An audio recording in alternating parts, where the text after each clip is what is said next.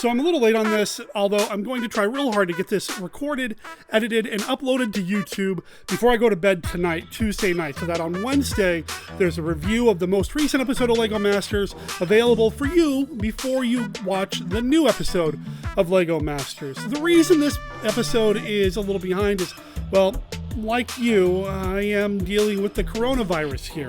Not that I'm sick, and I'm not implying that you're sick, but the Pacific Northwest was hit pretty hard with the corona apocalypse.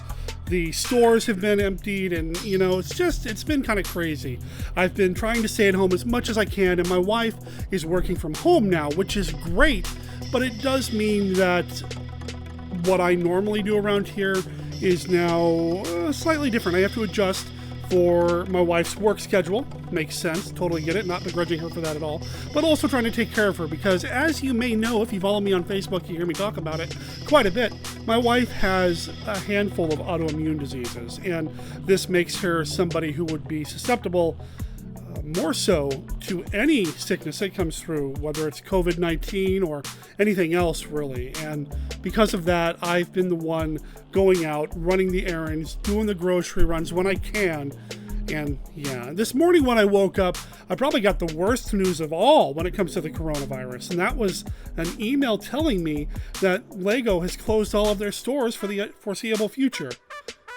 Okay, that's probably not the worst news when it comes to COVID-19, but I thought it was relevant to share here on this episode of It's Pronounced Cook. Okay, the most recent episode of LEGO Masters. It was the Bridge Challenge, and this is one of my favorite challenges from the Australian version of the show.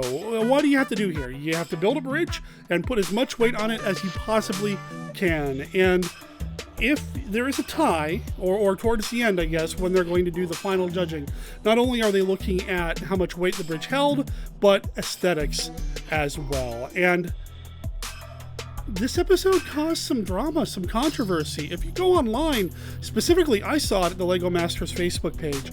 If you go online, you'll see that some people thought that the people who won, spoiler, Mark and Boone, should not have won. That their bridge actually cracked a little bit under the weight, even though it didn't break and collapse. It did seem to shift a little bit more than the other contestants. And to that, I have a couple of things to say. Now, I am biased. I am a friend of Mark and Boone, and I support the Bearded Builders, Portland proud and all. But on top of that, it's a reality show. Things are edited a very specific way to give us the best viewing results. What we're seeing on the show is about 5 to 10 minutes of these contestants' lives from a challenge that was probably filmed over a few different days. What does this mean? It means that, yeah, maybe there was a little bit of cracking with the bridge, but some of that could have also been sound effects added in later, kind of Frankenbiting the whole thing so that you could, get a little bit more drama out of the situation. Maybe, I don't know, I wasn't there, but who was there was Boone, and he actually talked a little bit about this in his most recent episode of AFOL Live, or Awesome Fans of LEGO Live, over on his YouTube channel, Boone Builds. If I can figure out how to do it, I'm going to put a link somewhere here for you to click on so you can go to his channel. It's awesome. I highly recommend you go check out his show and just all the videos he's got there on YouTube. Just let him know that Derek sent you, okay? But in the most recent episode, he had Bricks Cascades James Ritzman on, and James actually brought this up as well about the drama, I don't want to say trolling or flaming, but there seemed to be some people that were pretty upset. And Boone addressed this. And if I could paraphrase a little bit without stealing Boone's thunder, because I think you really ought to check out the video, it was fair. The weights that were used were consistent across the board, and the way the weights were being placed on the bridges was completely up to the contestants. So, it's kind of hard to say that it was rigged or staged, or that Boone and Mark are the judges' favorites. It's just, I don't buy that. I do believe that it was done as fairly as possible. Besides, LEGO's not going to put their name on something that is not going to be 100% fair, right? Something that I really liked about this episode is that Jamie actually spent some time talking about how to lock bricks in place when it comes to using like Technic and Snot and how to make things more strong, that sort of thing. I really appreciated that, and that's actually something that I wish there was more of on LEGO Masters. I want some tutorials. I want some instructions. I've gone online. I've looked on YouTube. I've tried to find advice, and I'm not really finding as much as I'd like. So to have just a little bit, that's great. Snur, I'd like to know a little bit more about studs not in a row. Like, how do you create that effect? Tell me more, but not at the expense of the TV show, because I'm really enjoying it. As for the team that went home, it was heartbreaking, especially since I met Mel at Bricks Cascade, and he was a super sweet, super cool guy.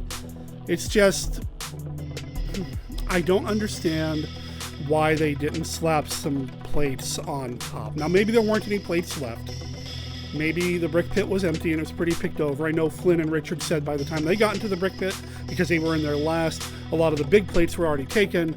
But I don't know. I just wish we could have seen them. It looked like just needed 2 more plates. 2 plates would have made everything level instead of it being something that practically disqualified them and then ultimately led to them leaving the show. Mel actually has his own YouTube channel as well called Iceberg Brick, and if I can figure it out, once again, I'll make sure there's a link somewhere around my head, somewhere. Otherwise, I'll make sure there's also a link to that YouTube channel in the description down below. Speaking of down below, there's also a place for you to leave comments, so please consider leaving comments down below about this episode of LEGO Masters or anything else really when it comes to LEGO. Or if you have any resources that you'd recommend I check out for how to learn more about doing these amazing LEGO techniques, I'm all ears, man. Let me know. Also, please consider subscribing and liking this channel and maybe even hitting that bell for notifications so that when the next episode comes out, which will be sooner rather than later, you're notified. I am working on the Bricks Cascades episodes. That's right, I said episodes. There's going to be at least 2 of them. They will be coming out here soon. Again, sooner rather than later. Everybody stay safe and healthy out there. Wash your hands. And, I really think we're going to get through this. It's just gonna take some time and some care. Thanks. Oh yeah, I also wanted to mention that I didn't necessarily believe the weight thing. I thought that was all staged in that they ran out of weight. What are they gonna do? And run around and cause drama and conflict and all that. And, actually listening to Boone talk about it with James, it seems like that was legit. They really did run out of weight, which is surprising to me because it was confirmed in the Beyond the Brick video about behind the scenes of the show that the producers of this show talked to the producers of the Australian version. And Will Arnett himself even said that Hamish, the host of the Australian version, is a friend of his, so that it didn't come up in conversation while they were prepping for the show. Come on, guys.